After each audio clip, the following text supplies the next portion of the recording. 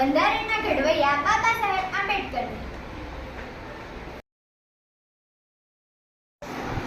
બંધારણની શરૂઆત આમથી થાય છે. બંધારણની વિશેષતા જણાવીશ. લોકશાહી, બિનસાંપ્રદાયિક સંઘ રાજ્ય, મૂળભૂત હકો અને ફરજો.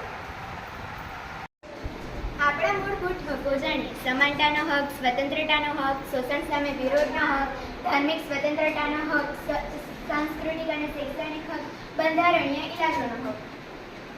મૂળભૂત ફરજો જાણીએ. બંધારણ વફાદારમાં રહેવું, દેશના રાષ્ટ્રધ્વજ, સંસાધનોનો આદર રાખવો, જાહેર મિલકતને રક્ષણ કરવું. બંધારણના સભ્યો જાણ્યા. Mohanlal Azad, Sardarbhai Patel, doctor Bhimrao Ambedkar, Kanaiyalal Munshi, Jawaharlal Nehru, doctor Bhimrao Ambedkar, doctor Rajendra Prasad, Sarojini Naidu.